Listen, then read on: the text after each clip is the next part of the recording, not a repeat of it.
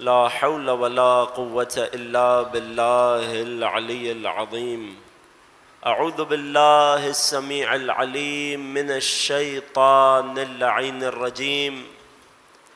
بسم الله الرحمن الرحيم. الحمد لله الذي خلقنا في أمة الذي فاز رتبته إلى قاب قوسين، وأكرمنا بولاية وصيه الذي ردت له الشمس مرتين، وجاهد بالسيفين، وصلى إلى القبلتين، وشرفنا بحب الزهراء أم السبطين. والصلاة والسلام والتحية والإكرام على أشرف الكونين، رحمة للدارين، جد الحسنين، مولى الكونين، أعني أبا القاسم محمد.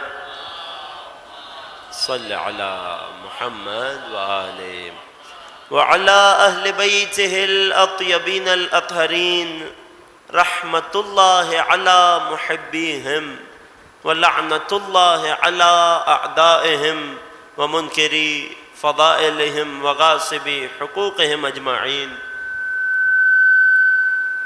أما بعد، فقد قال الله الحكيم في كتابه الكريم: بسم الله الرحمن الرحيم. قالت يا أيها الملأ إني ألقي إلي كتاب كريم إنه من سليمان وإنه بسم الله الرحمن الرحيم. صدق اللہ العلی العظیم. درود پڑھیے محمد و آل محمد. صلی علی محمد و آل. ابتدائی کلام آپ تمام حاضرین فرش عزا کی خدمت میں سلام علیکم ورحمۃ اللہ.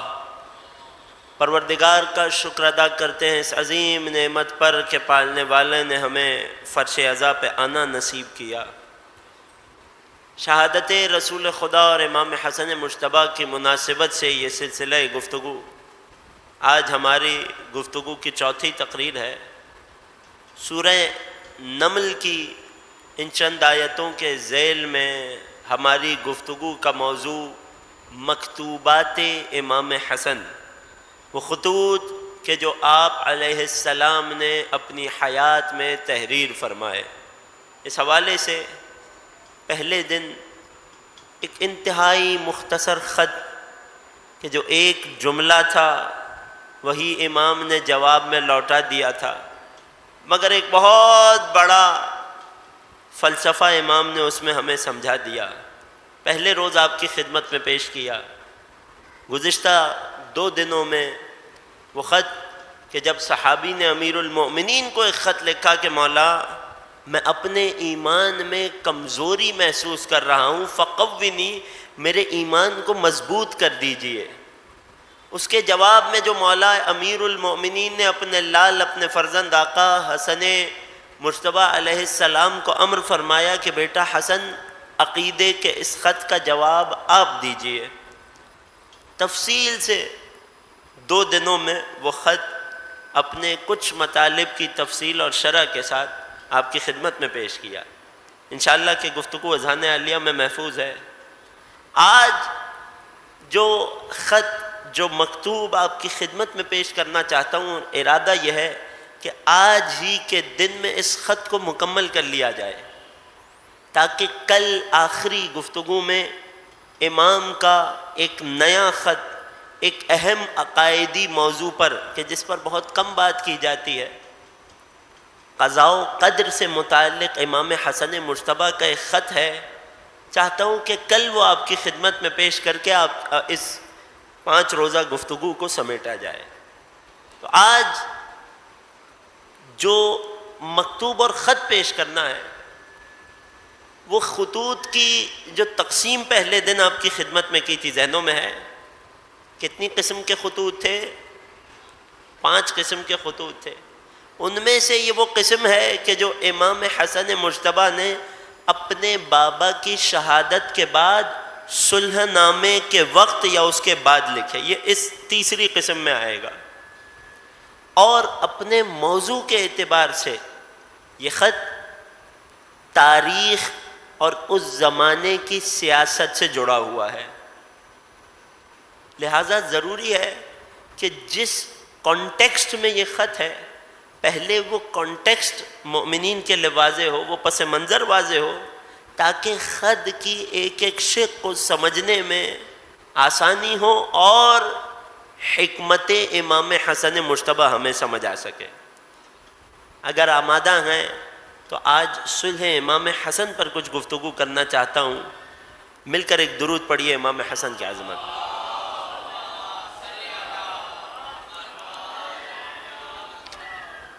عقیدہ امامت کے باب میں خدا نے بار بار چاہنے والوں کا امتحان لیا۔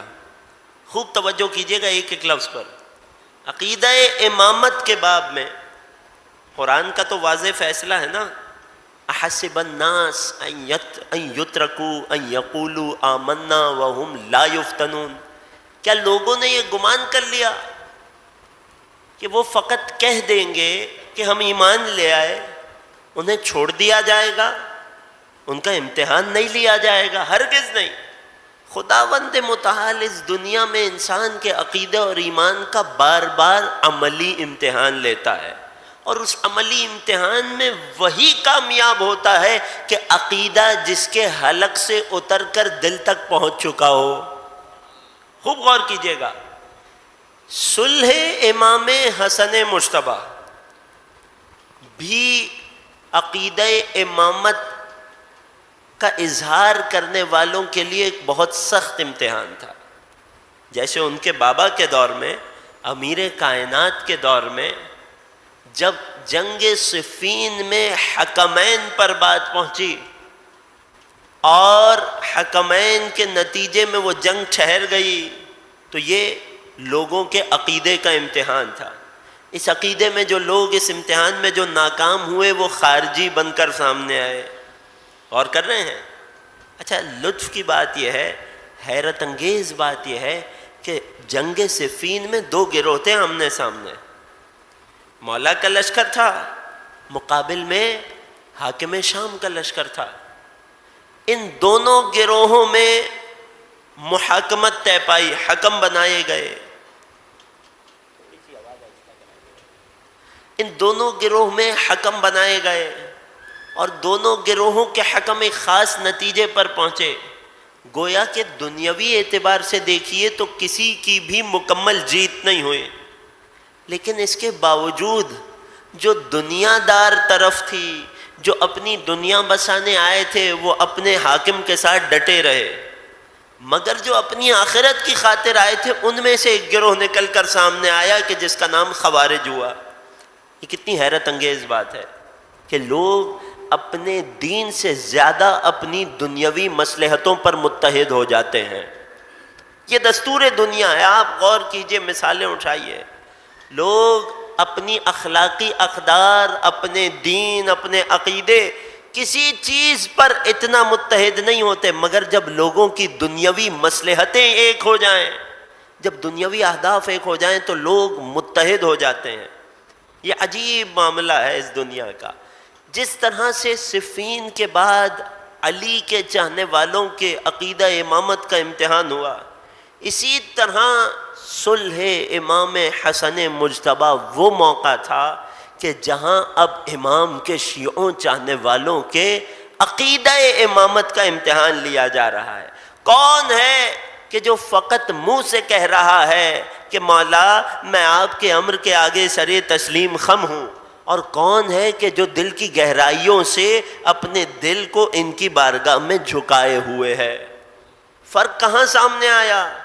ایک وہ گروہ جو بہت کم لوگ تھے، جو اس بات پر راضی اور قانے رہے کہ اگر امام معصوم نے کوئی کام انجام دیا ہے، اگرچہ مجھے اس کی حکمت سمجھ نہیں آ رہی، مگر اس کے باوجود امام کا ہر فعل مرضی پروردگار کے تابع ہوا کرتا ہے۔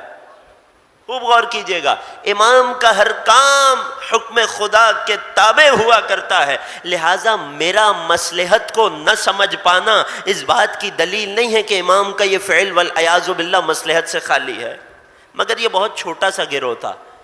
چاہنے والوں میں ایک بڑا گروہ تھا جو اس صلح کو ہضم نہ کر پایا، کہ جن کا عقیدہ امامت مضبوط نہیں تھا، جنہوں نے امامت کی بنیاد پر اپنے ذہن کے معیارات نہیں بنائے تھے۔ خوب توجہ کیجیے گا، ایک بار ہم عقیدہ امامت کو دیکھ کر، امام معصوم کی بات سن کر اپنے ذہن کے معیارات کو بنائیں، اس کا نتیجہ کیا ہوگا؟ جو جو کام امام کرتے جائیں گے، جو جو بات امام کرتے جائیں گے، وہ بات ہمارا عقیدہ بنتی چلی جائے گی۔ اس معاملے میں انسان ہمیشہ امام کی بات کے آگے سر تسلیم خم رہے گا، مگر اس کے مقابلے میں کچھ لوگ ہوا کرتے ہیں کہ جو اپنی عقل میں معیارات بناتے ہیں اور پھر چاہتے ہیں جسے ہم نے امام مانا ہے وہ ہماری عقل کے بنائے ہوئے معیارات پر پورا اترے۔ یہ کیا ہے؟ یہ عقیدہ امامت کے معاملے میں اپنی عقل کے گھوڑے کو دوڑانا ہے۔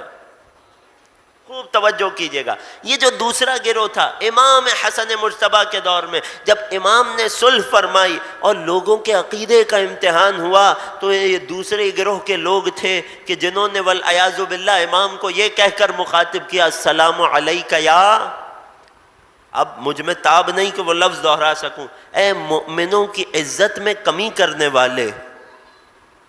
امام حسن مجتبیٰ مصلی عبادت پر ہیں، اپنوں نے، اپنے کہلانے والوں نے، چاہنے والوں نے، بظاہر عقیدہ امامت پر رہنے والوں نے امام کے قدموں سے مصلی عبادت کو ہٹایا۔ کیوں؟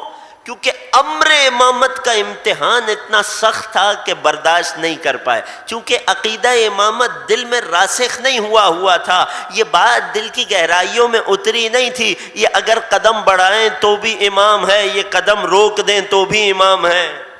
رسول کی حدیث ذہنوں میں سنی تو تھی، کانوں میں آئی تو تھی، مگر راسخ نہیں ہوئی تھی۔ الحسن والحسین امامان قاما او قعدا، حسن و حسین امام ہیں، چاہے اٹھ جائیں چاہے بیٹھے رہیں۔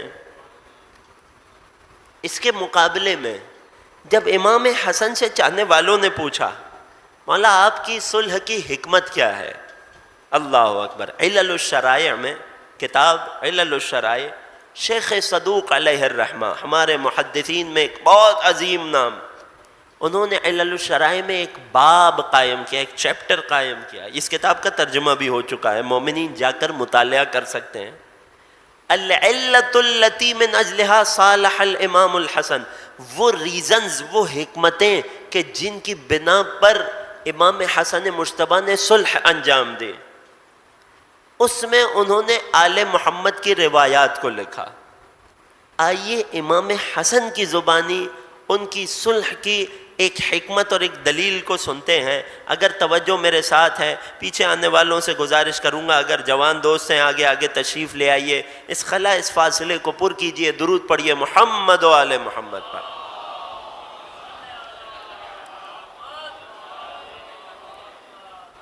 خوب توجہ کیجئے گا، جب کسی نے آ کر امام حسن سے پوچھا، مولا آپ نے صلح کیوں کی؟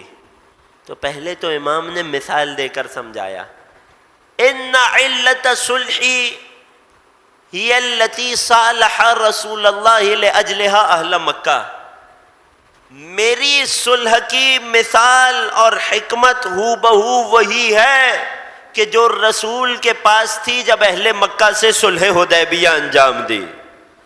حسن مجتبیٰ کی صلح پر سوال اٹھانے والے پہلے رسول کی صلح پر سوال اٹھا رہے ہیں، اور ہمیں تاریخ میں ایسے لوگ بھی ملے کہ جب رسول نے صلح انجام دی تھی تو ان لوگوں نے نبوت پر شک کا اظہار کیا تھا۔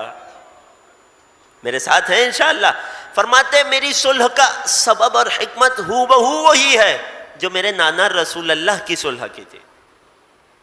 پھر فرماتے ہیں کیا تم نے وہ واقعہ نہیں سنا کہ جو قرآن میں اللہ نے نقل کیا کہ جب نبی اللہ خضر، کلیم خدا، اولو العزم نبی، صاحب شریعت نبی حضرت موسیٰ کو اپنے ساتھ لیے جا رہے تھے، راستے میں ایک جوان کو قتل کر دیا، موسیٰ برداشت نہ کر پائے، اولو العزم نبی ہیں، برداشت نہ کر پائے. کیوں؟ کیونکہ حکمت واضح نہیں تھی، حکمت پوشیدہ تھی.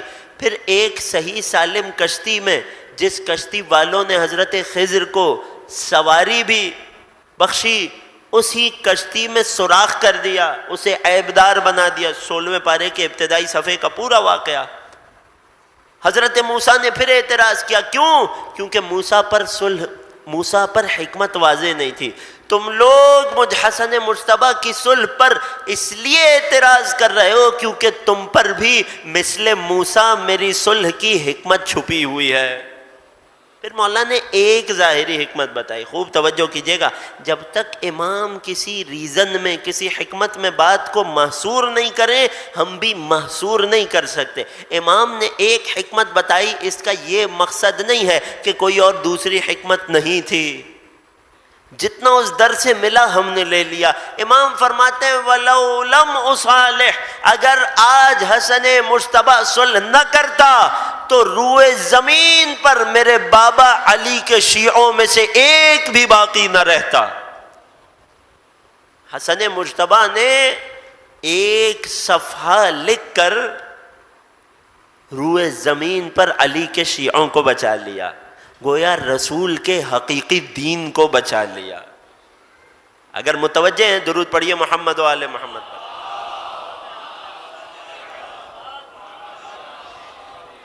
یہ تو تھی صلح نامے کی، صلح کی حکمتوں میں سے ایک حکمت. اب آئیے اس خط کی طرف رجوع کرتے ہیں کہ جو امام حسن مجتبیٰ نے لکھا حاکم شام کو جب امام صلح انجام دے رہے تھے. امام کا وہ مکتوب میں آپ کی خدمت میں پیش کرنا چاہتا ہوں. کچھ ابتدائی جملے تبرکاً خط سے تلاوت کریں گے، باقی خط میں خلاصتاً آپ کی خدمت میں پیش کر دوں گا. اگر آمادہ ہیں، توجہات میرے ساتھ ہیں، تو امام حسن مجتبیٰ کی عظمت پر ایک درود پڑھ دیجئے.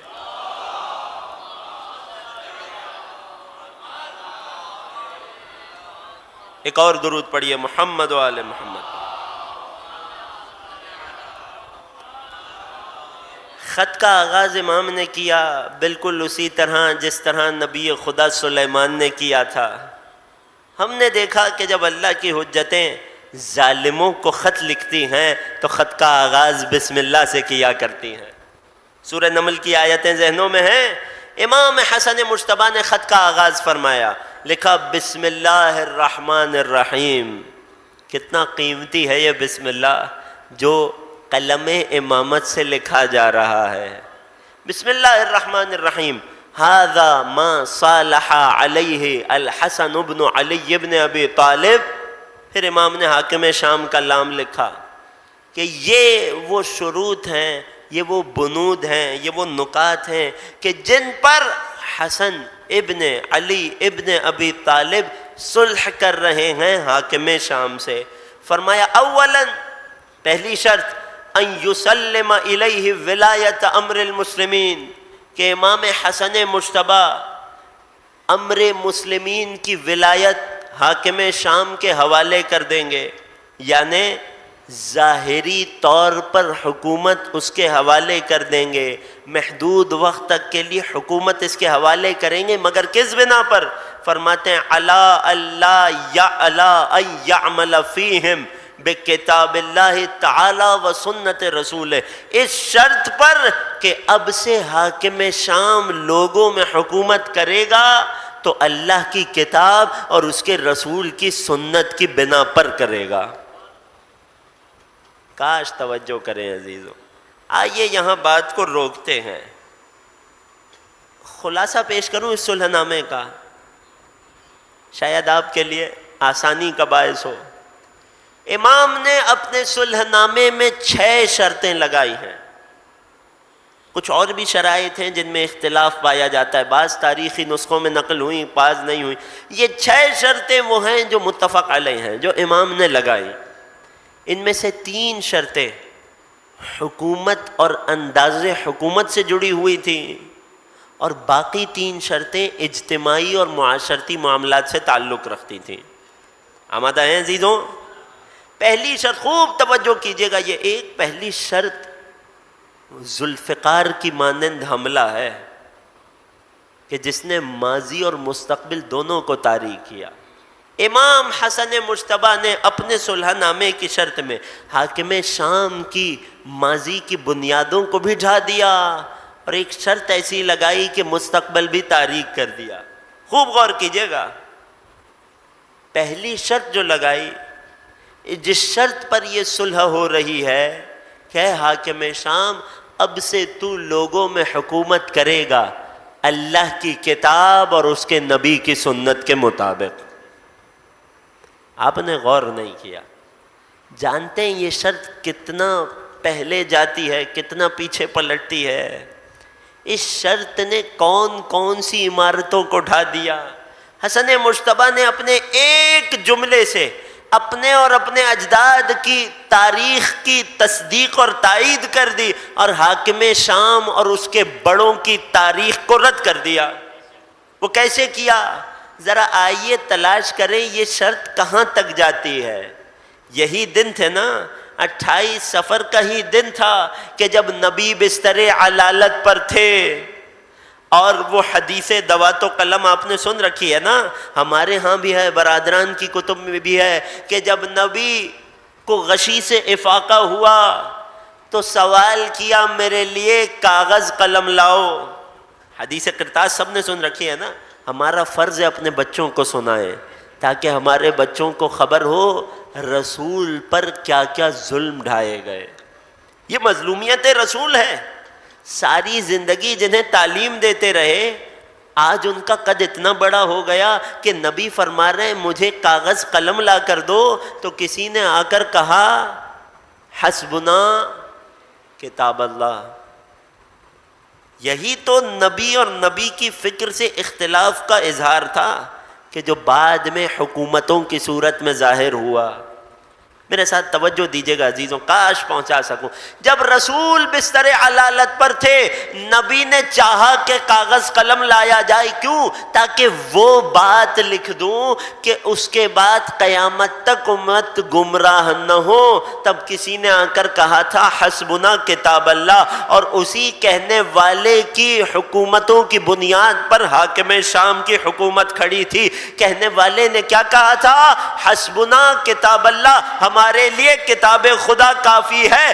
امام حسن مجتبیٰ صلح نامے کی پہلی شرط رکھ کر بتا رہے ہیں اگر حکومت ہوگی تو اللہ کی کتاب اور اس کے نبی کی سنت پر ہوگی. یعنی وہ جو ظلم کی بنیاد رکھی گئی تھی، وہ جو فاسد عقیدہ رکھا گیا تھا، وہ امام نے شرط میں ڈھا دیا. بات پہنچ رہی ہے کہ بات کتنی پہلے کی طرف پلٹتی ہے. فقط کتاب خدا کافی نہیں ہے. امام حسن مجتبیٰ وہاں قلم نہ دینے والوں کے وارثوں سے گواہی لے رہے ہیں کہ فقط کتاب خدا کافی نہیں ہے. تھوڑی سی توجہ کیجیے گا عزیزوں.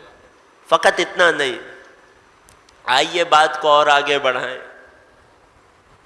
دوسرے دور خلافت کے بعد جب شورا بنائی گئی، 6 لوگ تھے جن میں سے ایک امیر المومنین بھی تھے.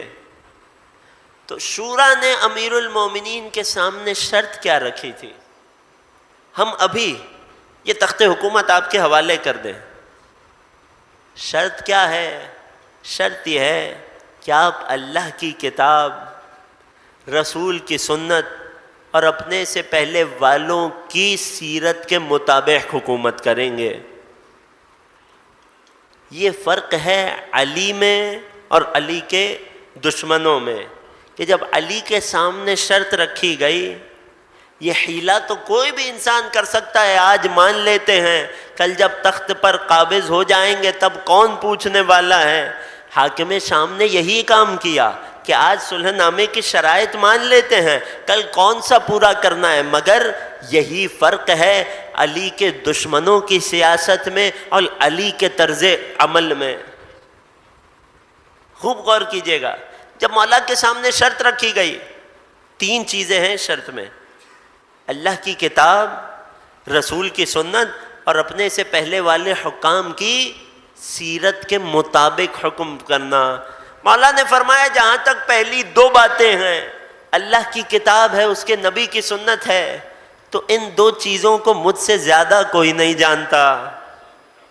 توجہ کیجیے گا عزیزوں، جہاں تک مجھ سے پہلے والوں کی سیرت ہے، اگر وہ کتاب خدا اور سنت رسول کے مطابق ہے تو مجھے اس کی حاجت نہیں ہے، اور اگر وہ سیرت کتاب خدا اور سنت رسول کے مخالف ہے تو میں علی ایسی بات پر عمل کر ہی نہیں سکتا جو اللہ کی کتاب اور سنت رسول کے مخالف ہو۔ مگر لوگ یہ جانتے تھے کہ پہلے والوں کی سیرت کتاب اور سنت سے کچھ مختلف بھی ہے، لہٰذا علی کی اس بات پر راضی نہ ہوئے، یہ تینوں شرطیں برقرار رکھیں۔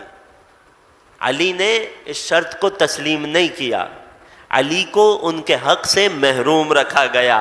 آج صلح نامہ لکھتے ہوئے امام حسن مجتبی پہلی شرط لگا کر بتا رہے ہیں کہ شورا کے دن بھی میرا بابا حق پر تھا، کہ اگر حکومت ہوگی تو اللہ کی کتاب اور سنت رسول کے مطابق ہوگی۔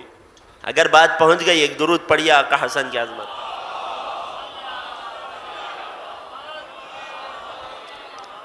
یہ تھی پہلی شرط کہ جس سے امام نے کیا کیا؟ حاکم شام کی ماضی کو تاریک کیا، امام نے ماضی کو ڈھا دیا۔ دوسری شرط کہ جس سے امام نے مستقبل بھی تاریک کر دیا، اس سے زیادہ کامل اور جامع صلح نامہ آپ کو تاریخ میں نہیں ملے گا۔ دوسری شرط لگائی کہ خبردار اپنے بعد کسی کو اپنا ولی عہد نہ بنانا، کسی کو اپنا جانشین نہ بنانا۔ ارے تم لوگ وہی تو ہو جو اس بات کے قائل ہو کہ نبی نے بھی کسی کو جانشین نہیں بنایا تھا۔ جو کام تمہاری نگاہ میں نبی نے نہیں کیا تم کیسے کر سکتے ہو؟ خبردار کسی کو اپنا جانشین نہیں بنانا۔ تیرے بعد یہ امر حسن مجتبی کی طرف پلٹے گا، اگر حسن مجتبی کو کچھ ہوا تو یہ امر حسین ابن علی کی طرف پلٹے گا۔ یہ صلح نامے میں امام نے صراحت سے لکھا تھا، وہ جو پلاننگ کر رہا تھا کہ میرے بعد میرا بیٹا تخت پر آئے گا، امام نے اس شرط کے ذریعے اس کے مستقبل کو تاریک کر دیا۔ خوب غور کیجئے گا، یہ تھی دوسری شرط۔ تیسری شرط کہ کوئی بڑا فیصلہ امام کے مشورے کے بغیر نہیں ہوگا۔ یہ تھی تین حکومتی شرطیں۔ اب آئیے تین اجتماعی شرائط کو دیکھیں۔ تین اجتماعی شرائط میں سب سے پہلی شرط یہ تھی کہ عمومی طور پر اس صلح کے بعد چاہے شام ہو، چاہے عراق ہو، چاہے حجاز ہو، جہاں جہاں لوگ آباد ہیں ان کی جان کو محفوظ رکھا جائے گا، قتل و غارت گری نہ کیا جائے گا۔ یہ حسن مجتبی کی پہلی پرائیورٹیز میں سے تھا کہ لوگوں کے خون بہنے سے بچایا جائے۔ آل محمد نے ہمیشہ اس بات کی سب سے زیادہ ترغیب دلائی کہ لوگوں کا خون بہنے سے بچنا چاہیے، جس حد تک ہو سکے لوگوں کی جان محفوظ رہنی چاہیے۔ یہ عمومی شرط تھی۔ پھر خصوصی شرط رکھی، کیونکہ جانتے تھے دلوں میں بغض علی بھرا ہوا ہے۔ دوسری شرط یہ رکھی، دوسری اجتماعی شرط، کہ وہ علی کے چاہنے والے کہ جو مشہور ہیں علی کی محبت میں، کہ جنہیں طرح طرح کی تکلیفیں پہنچائی جانے کی کوشش کی جاتی ہے، اس صلح کے بعد یہ علی کے چاہنے والے ان کی جان، مال، گھر اور خاندان محفوظ رہیں گے۔ لوگوں کو یہ اجازت ہوگی کہ مدینہ سے شام، شام سے عراق اطمینان سے سفر کر سکیں، اور عام طور پر مخلوق خدا کو امان دی جائے گی۔ بالخصوص جو میرے بابا سے منسوب شیعہ ہیں، جو میرے بابا کے قریب ترین چاہنے والے ہیں، ان تمام کو محفوظ رکھا جائے گا، کسی کو اذیت نہیں دی جائے گی۔ تیسری اور آخری شرط کہ جنگ صفین اور جمل میں جو لوگ میرے بابا کی طرف سے جنگ میں آئے اور شہید ہوئے، ان کے خاندان والوں کو بیت المال سے وظیفہ دیا جائے گا۔ یوں امام نے اپنے فقراء شیعوں، غریب شیعوں کی مالی حالت کو بھی محفوظ کر لیا۔ یہ تھا اس پورے خط کا خلاصہ جو صلح نامے کے طور پر امام حسن مجتبی علیہ السلام نے لکھا۔ اگر یہ خط آپ تک پہنچ گیا، امام کی عظمت پر ایک درود پڑھ دیجئے۔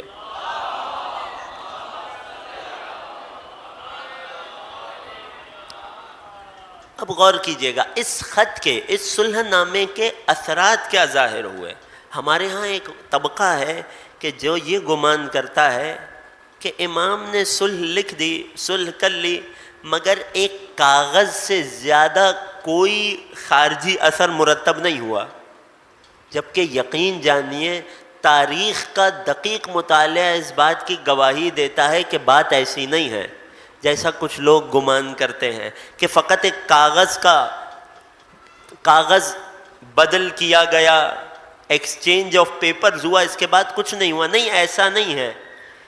حاکم شام یقیناً اپنے مکر و فریب میں مبتلا رہا، مشغول رہا، مگر امام حسن مجتبی اس صلح نامے کے ہو جانے کے بعد، چونکہ یہ صلح نامہ ایک پبلک ڈاکیومنٹ بن چکا تھا، یہ صلح نامہ عوام الناس میں آ چکا تھا، امام نے حد درجے تک حاکم شام کو اس صلح نامے سے ملزم کر رکھا، اس صلح نامے کا پابند رکھا۔ آپ مجھے خود انصاف سے بتائیے، بڑی سامنے کی بات ہے، اگر صلح نامہ ایک صفحے، ایک کاغذ سے زیادہ کچھ نہ ہوتا اور حاکم شام کو حکومت میں کھلی آزادی مل گئی ہوتی، جو جرم جو گناہ چاہے کر رہا ہوتا، تو اسے کیا حاجت تھی حسن مجتبی کو زہر دغا دے کر قتل کرنے کی؟ خود حسن مجتبی کے قتل کی کوششیں بتا رہی ہیں کہ حسن مجتبی کے ہاتھوں لکھا ہوا کاغذ کا ایک ٹکڑا حاکم شام کے پیروں کی زنجیر بن گیا تھا۔ خوب غور کیجئے گا، اس کی ایک مثال دوں، وہ جنہوں نے اپنے دور حکومت میں 30 سے 40 برس شام اور دمشق میں فقط اس بات میں صرف کیے تھے کہ مدینے سے کوئی محدث، کوئی راوی حدیث شام میں نہ آنے پائے، وہ جنہوں نے 40 برس تک ممبروں سے علی کا نام لینے پر، علی کی فضیلت بیان کرنے پر پابندی لگا رکھی تھی، بلکہ فقط فضیلت بیان کرنے پر پابندی نہیں، بلکہ والعیاذ باللہ ممبروں سے برملا میرے مولا پہ سب و شتم کیا کرتے تھے، ان کی 40 سال کی محنتیں تھیں کہ شہر دمشق کا ماحول ایسا بن گیا تھا کہ لوگ علی اور آل علی سے دشمنی، کینہ اور بغض رکھتے تھے۔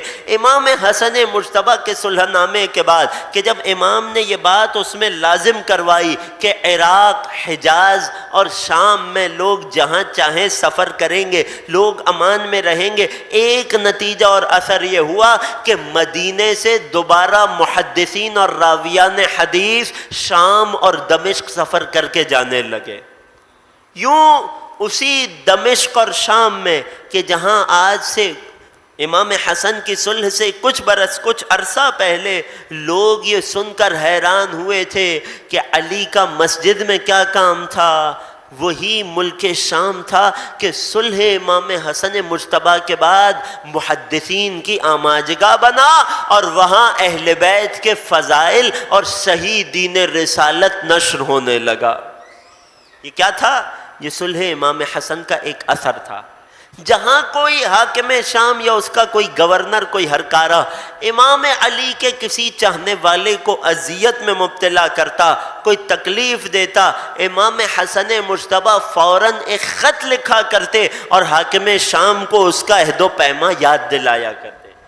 یہی وجہ ہے کہ جب تک امام حسن مجتبی حیات رہے، علی کے بہت سارے چاہنے والے کہ جو حاکم شام کی آنکھ میں کانٹا تھے مگر کچھ کر نہ سکا، وہ جو امیر المومنین کے جلیل القدر اصحاب کی شہادت آپ سنتے ہیں حاکم شام کے زمانے میں، ان میں سے اکثر وہ ہیں، اگر ساری نہ بھی کہوں، اکثر وہ ہیں، چاہے حجر ابن عدی ہوں، چاہے اور اصحاب امیر المومنین ہوں، اکثر وہ ہیں کہ جو شہادت امام حسن مجتبی کے بعد قتل کیے گئے۔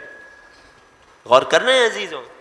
ایسا ایک واقعہ ایک مثال کے طور پر آپ کی خدمت میں پیش کرتا ہوں جو در حقیقت امام کے مکتوبات اور خطوط کے موضوع کو ہی آگے بڑھاتا ہے۔ یوں امام کے دو مزید مختصر ترین خط آپ تک پہنچ جائیں گے اور ایک تاریخی واقعہ بھی آپ کے گوش گزار ہو جائے گا۔ اگر توجہات میرے ساتھ ہیں، امام حسن مجتبیٰ کی عظمت پر ایک درود پڑھیے۔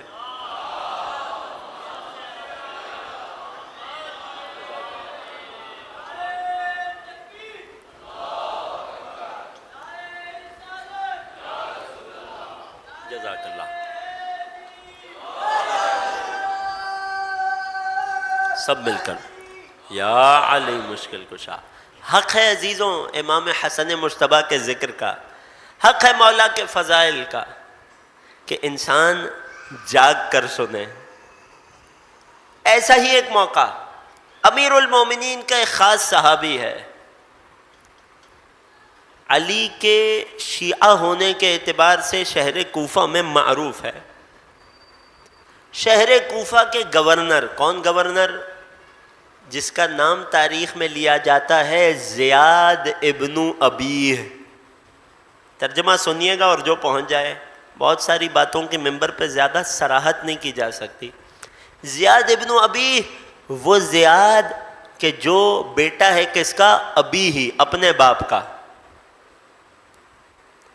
عام طور پر تاریخ میں لوگوں کا نام لیا جاتا ہے تو ولدیت میں والد کا نام آتا ہے۔ یہ صاحب اتنے مشہور تھے کہ تاریخ میں ان کا نام ہی زیاد ابن ابیہ لکھا گیا۔ یہ زیاد ہے کہ جو کس کا بیٹا ہے؟ اپنے باپ کا بیٹا ہے۔ ان کا ایک اور تعارف یہ بھی ہے کہ اسے زیاد ابن سمیہ کہا جاتا تھا، چونکہ باپ کا نام معروف نہیں تھا لہٰذا اسے اس کی ماں کے نام سے عرب میں پکارا جاتا تھا۔ یہ بڑا مشہور اور کھلا تاریخی قصہ ہے، تمام عالم اسلام کے مورخین نے لکھا ہے۔ یہ کون ہے؟ یہ سمیہ کا بیٹا ہے۔ کون سمیہ؟ کہ جو دور جاہلیت میں شہر طائف میں معروف تھی اپنے کردار کے اعتبار سے۔ جب یہ زیاد پیدا ہوا تو اب ایک پوری تاریخ ہے کہ کیسے یہ طے ہوا کہ والد کے خانے میں کس کا نام درج کیا جائے، پورا تفصیلی تاریخی واقعہ ہے۔ یہ زیاد تھا۔ رسول اللہ کی وہ حدیث تو ذہن میں ہے نا، لا يحبک الا من طابت ولادتہ، اے علی آپ سے وہی محبت کرے گا جس کی ولادت پاکیزہ ہوگی، ولا یبغضک الا من خبثت ولادتہ، آپ سے وہی بغض رکھے گا جس کی ولادت پاکیزہ نہیں ہوگی۔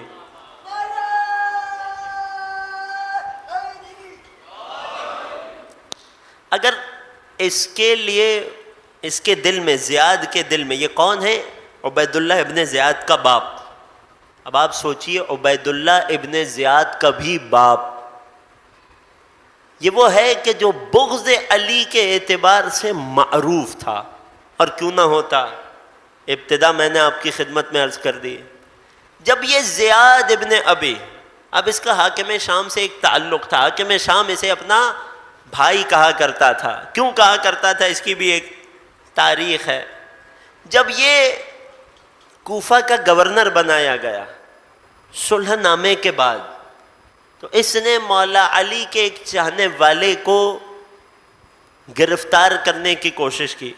وہ چاہنے والا، صلح ہو چکی تھی، لوگوں میں بات معروف تھی، وہ چاہنے والا امام حسن مجتبیٰ کے بیت الشرف گیا اور خود کو امام کی پناہ میں دے دیا۔ زیاد نے کیا کیا؟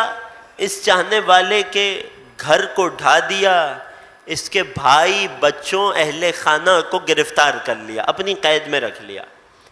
امام حسن مجتبیٰ نے اسے ایک خط لکھا، اور خط کا لہجہ یہ تھا کہ حسن مجتبیٰ کوفے کے گورنر کو حکم دے رہے تھے کہ یہ جس کے پیچھے تو پڑا ہے اسے نجات دے، اس کا پیچھا چھوڑ دے، اس کے گھر والوں کو جو تو نے گرفتار کر رکھا ہے انہیں بھی آزاد کر، اور جو اس کا گھر تو نے ڈھایا ہے اسے بھی تعمیر کر کے دے۔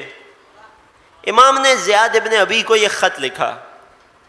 جواب میں زیاد ابن ابی نے امام حسن مجتبیٰ کو جواب دیا۔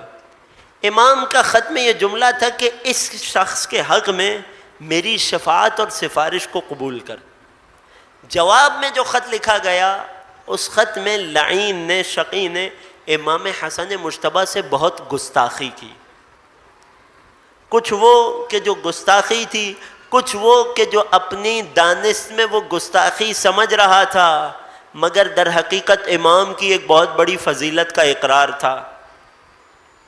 وہ کیا تھا کہ جب اس نے مخاطب کیا تو کہا الی حسن ابن فاطمہ، حسن ابن فاطمہ کی مانند یہ خط۔ اب اس کے بعد خط میں کچھ گستاخیاں کی اور کہنے لگا کہ میں آپ کی بات سننے کا پابند نہیں ہوں، خلاصہ پیش کر رہا ہوں پورے خط کا، اور اگر میں چاہوں گا تو اسے بخش دوں گا مگر آپ کی سفارش کی وجہ سے نہیں، اور اگر میں نے چاہا تو میں اسے قتل کر دوں گا، یہ کہہ کر اور 2-4 جملے گستاخیوں کے لکھے، امام حسن اور ان کے بابا امیر المومنین کی شان میں گستاخی کی، اور یہ خط امام حسن تک آیا۔ یقین جانیے خط ایسا ہے کہ اگر چاہنے والا پڑھتا ہے تو طیش میں آ جائے، مگر جب امام حسن مجتبیٰ نے اس خط کو پڑھا، تاریخ کے جملے فتبسم، امام حسن مسکرانے لگے۔ کیوں؟ کیونکہ آل محمد بخوبی جانتے تھے جس برتن میں جو ہوتا ہے اس برتن سے وہی چھلکتا ہے۔ امام حسن مجتبیٰ نے یہ خط لیا اور اس خط کو سمیٹ کر ایک جگہ رکھا، ایک اور مختصر سا خط حاکم شام کے نام لکھا، یہ دونوں خط ایک ساتھ حاکم شام کے حوالے کر دیے، روانہ کر دیے۔ جب حاکم شام تک یہ خط پہنچا کہ تیرے گورنر نے مجھ سے ایسے گستاخی کی ہے، میں نے اس سے یہ کام کہا تھا، اور امام نے اسے اس کا صلح نامہ یاد دلایا۔ اب حاکم شام کس طرح سے صلح نامے کے ہاتھوں مجبور تھا کہ اب اس نے، حاکم شام نے اپنے گورنر کو خط لکھا، بہت برا بھلا کہا، اور بہت برا بھلا کہنے کے بعد لکھا کہ تو اتنا احمق ہے کہ اگر تو گستاخی کرنا چاہتا ہے تو بھی ان کی فضیلت کا اقرار کرتا ہے۔ تو یہ گمان کر رہا تھا کہ جس طرح دنیا میں عام لوگوں کو اگر ان کے باپ کی جگہ ان کی مادر کے نام سے یاد کیا جائے تو یہ ان کی شان میں کمی ہوگی، جیسے تجھے تیری مادر کے نام سے یاد کیا جاتا ہے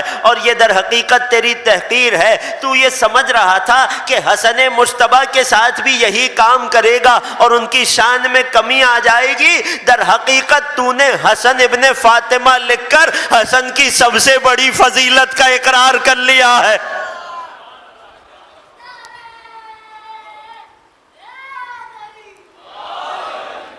تو نے حسن ابن فاطمہ لکھا ہے اور یوں دختر رسول کائنات کی افضل ترین خاتون سے انہیں منسوب کیا ہے۔ اپنی دانست میں تو اتنا احمق ہے تو رتبہ گھٹانے کے بجائے رتبہ بڑھا گیا۔ اور سن، جو کچھ حسن مجتبیٰ کہہ رہے ہیں وہ سب کر کے دے، اس شخص کو محفوظ بھی رکھ، اسے امان بھی دے، اس کا گھر بھی تعمیر کر، اور جیسے حسن مجتبیٰ کہے ویسا کر۔ یہ خط حاکم شام نے لکھا۔ اس خط کو کوئی حاکم شام کی فضیلت نہ سمجھے، یہ خط حاکم شام کی مجبوری تھی۔ یہ خط امام نے حاکم شام کو لکھا، جس کے جواب میں حاکم شام نے اپنے گورنر زیاد ابن ابی کو یہ خط لکھا۔ ایک خط امام نے زیاد ابن ابی کو جواب میں بھی لکھا۔ توجہ میرے ساتھ ہے؟ آمد آئیں، آخری جملے، زحمتیں تمام، گفتگو آپ تک پہنچ گئی۔ صلح اور صلح کے شرائط، حکمتیں اور اثرات، یہ سب کا سب مکتوبات امام حسن کے ذیل میں آپ تک پہنچ گیا۔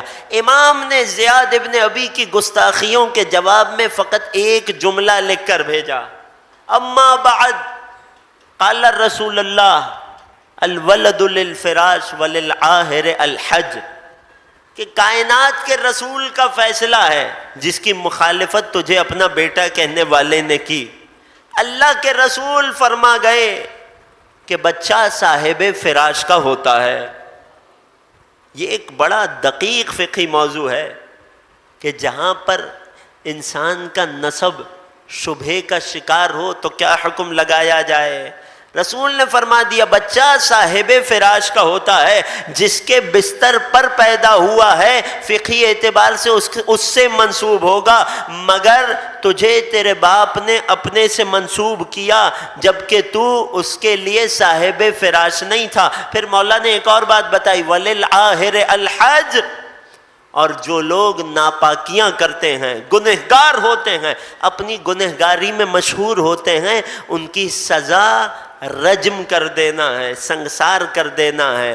ان کی سزا یہ ہے کہ انہیں معاشرے سے بے دخل کر دیا جائے، مگر یہاں بھی تیرے اور تیرے خاندان کے معاملے میں رسول کی سیرت کی کھلی مخالفت کی گئی۔ کچھ نہیں لکھا امام نے۔ جو پہلے سے اتنا عیبدار ہو، اس کا عیب لمبا چوڑا کر کے بیان نہیں کرنا پڑتا، فقط اشارہ ہی کافی ہوتا ہے۔ یوں امام حسن مجتبیٰ نے زیاد کو بھی اس کے خط کا جواب دیا، اور یوں حاکم شام کو ملزم اور مجبور کیا کہ اپنے بابا کے شیعوں کی حفاظت کا انتظام کر سکیں۔ اگر بات پہنچ گئی، ایک درود پڑھیے امام حسن مجتبیٰ کی عظمت پر۔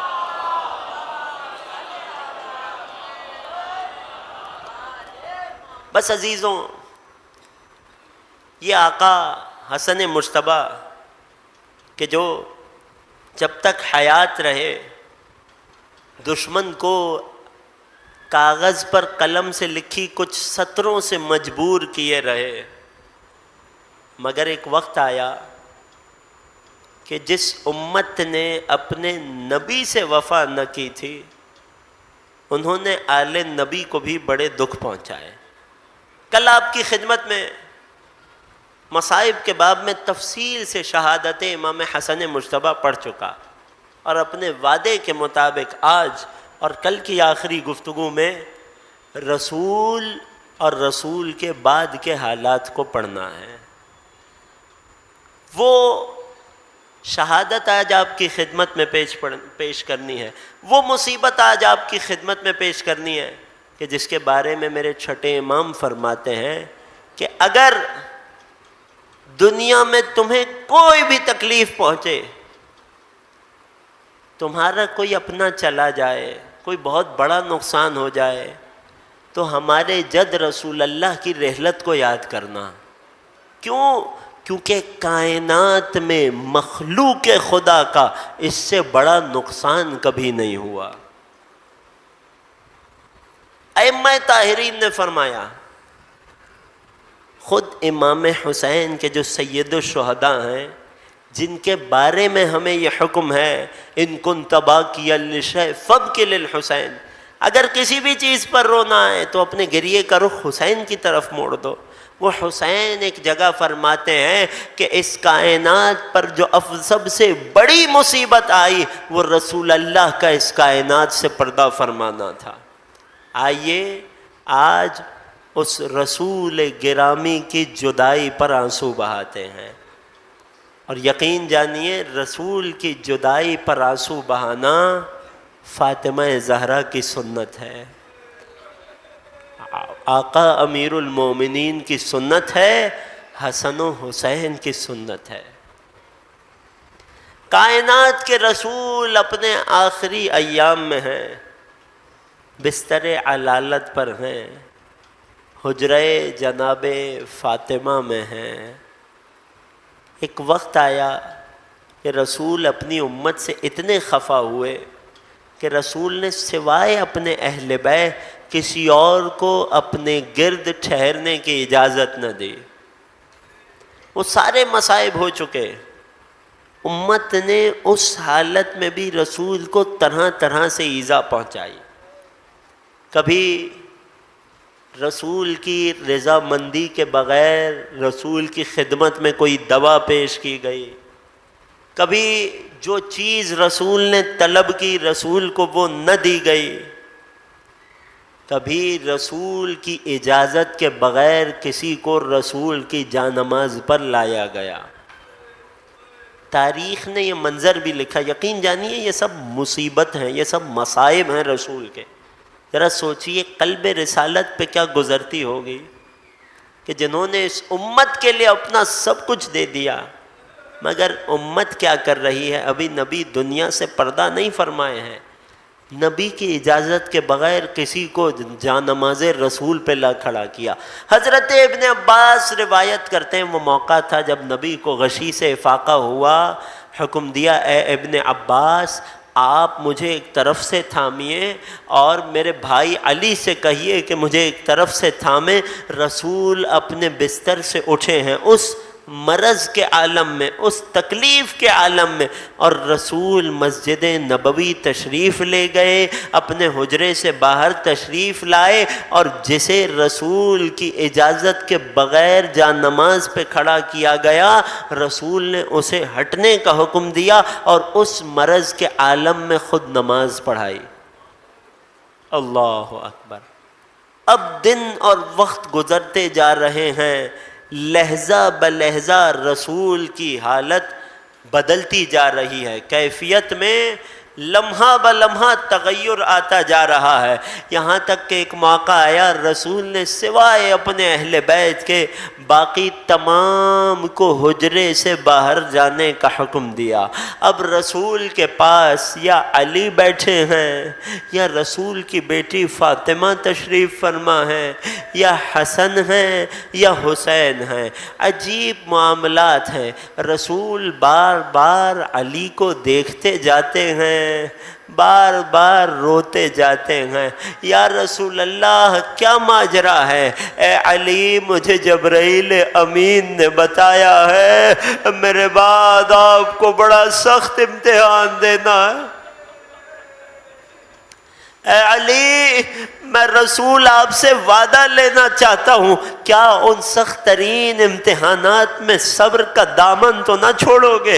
یا رسول اللہ جیسی آپ کی مرضی ہے، جیسی پروردگار کی رضا ہے، میں علی اللہ کی رضا میں راضی ہوں۔ اے علی آپ کو بہت سخت امتحان دینا ہے۔ یا رسول اللہ وہ کیا امتحان ہے؟ اب نبی علی کو وصیتیں فرما رہے ہیں، اے علی میرے بعد آپ کو تنہا ہی مجھے غسل دینا ہے، آپ نے تنہا ہی میرے کفن کا انتظام کرنا ہے۔ ارے چند ہی لوگ ہوں گے، چند خالص لوگ ہوں گے کہ جن کے ساتھ آپ مجھے دفن کرنے آئیں گے۔ اے علی اس کے بعد آپ کا اصل امتحان شروع ہوگا۔ اے علی کچھ لوگ آئیں گے آپ کے دروازے پر، اجرکم علی اللہ اجرکم علی الزہرا۔ اے علی کچھ لوگ آئیں گے آپ کے دروازے پر، اے علی آپ کے دروازے کو آگ لگائی جائے گی۔ علی ہر بات پر یہ جواب دیتے تھے، یا رسول اللہ اذن سأصبر، یا رسول اللہ میں صبر کروں گا، یا رسول اللہ آپ مجھے صبر کرنے والا پائیں گے۔ اے علی لوگ آپ کے گلے میں رسی باندھیں گے۔ اپنی آوازوں کو آزاد چھوڑیے گا عزیزوں، یقین جانیے یہی وہ دن ہے کہ جن دنوں میں یہ عظیم مصیبت ٹوٹی۔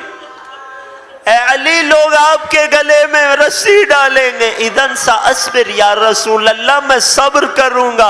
اے علی آپ کو مجبور کر کے دربار میں لے جایا جائے گا، یا رسول اللہ میں اس پر بھی صبر کروں گا۔ اے علی خبردار اس وقت تلوار نہ اٹھانا، یا رسول اللہ میں صبر کروں گا۔ اے علی آپ کا سب سے بڑا امتحان یہ ہوگا کہ آپ کی نگاہوں کے سامنے فاطمہ زہرا پہ ظلم ڈھائے۔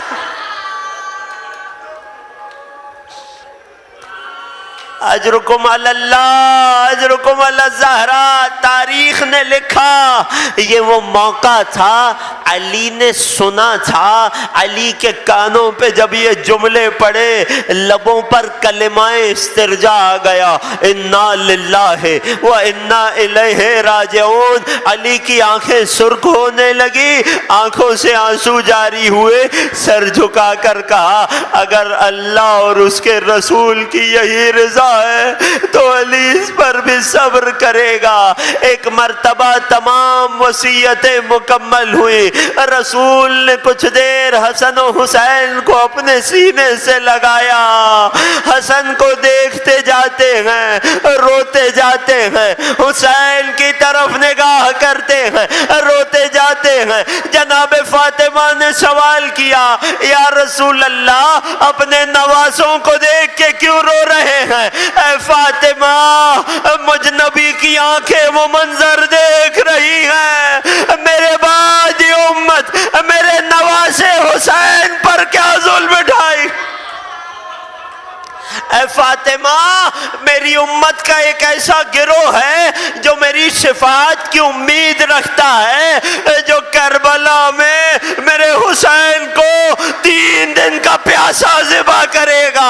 اے فاطمہ روز قیامت میں ان لوگوں سے مد مقابل آؤں گا، روز قیامت میں رسول ان سے پوچھوں گا ارے میرے حسین نے تمہارا کیا بگاڑا تھا؟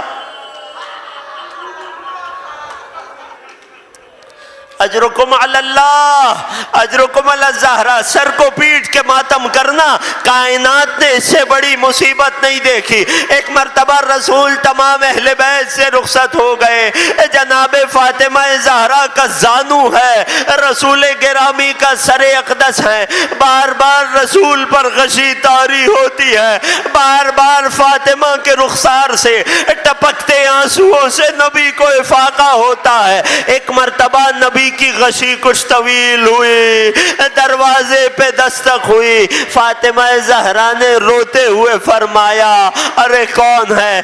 ابھی میرا بابا شدید تکلیف میں ہے، لوٹ جاؤ کچھ دیر بعد آنا۔ کچھ دیر گزری، دوبارہ دروازے پہ دستک ہوئی، شہزادی نے پھر فریاد کی ارے جو کوئی بھی ہو لوٹ جاؤ میرا بابا شدید تکلیف میں ہے۔ ارے کچھ دیر گزری، تیسری مرتبہ دروازہ فاطمہ پہ دستک ہوئی۔ ہاں عزیزوں کیا سن رہے ہو؟ کائنات کے نبی کی مصیبت پڑھ رہا ہوں، اپنی آوازوں کو آزاد چھوڑ دو۔ تیسری مرتبہ دستک ہوئی، فاطمہ زہرا کی آواز بھر آئی اے آنے والے تجھے کیا پریشانی ہے؟ میں کہہ رہی ہوں میرا بابا تکلیف میں ہے، لوٹ جا کچھ دیر بعد آنا۔ نبی کو افاقہ ہوا، اے فاطمہ کیا ماجرا ہے؟ رو کر کہتی ہے بابا نہ جانے کون ہے بار بار دستک دے رہا ہے، میں بار بار بتاتی ہوں میرا بابا تکلیف میں ہے، مگر یہ آنے والا بڑا مصر ہے، یہ لوٹ کر نہیں جاتا۔ ارے چہرہ رسالت سے آنسو جاری ہوئے، اے فاطمہ یہ تیرے دروازے کا احترام ہے، موت کا فرشتہ ہے، اجازت لیے بغیر نہیں آتا۔ اے فاطمہ اب تجھے صبر کرنا ہے، اب تجھے اطمینان رکھنا ہے۔ اے شہزادی فرماتی ہے میری آواز بھر آئی، میرے آنسو بہنے لگے، بابا نے مجھے قریب بلایا، اے فاطمہ غم نہ کر، ارے میرے خاندان میں سب سے پہلے تو نے مجھ سے آ کر ملنا ہے۔ ابھی باپ اور بیٹی میں راز و نیاز ہوا، رسول گرامی نے اپنے دست و پا کو سیدھا کیا، ارے رسول گرامی کے چشم بند ہوئے، مدینے میں کوہرام بپا ہوا۔ انا للہ و انا الیہ راجعون۔ یہ رسول کی رحلت سے پہلے کا واقعہ ہے کہ فاطمہ کے دروازے پہ ملک الموت بھی اجازت لے رہا ہے، ابھی قبر رسالت کی خاک ٹھنڈی نہ ہوئی، اسی دروازے پہ کچھ لعین جلتی ہوئی لکڑیاں لے۔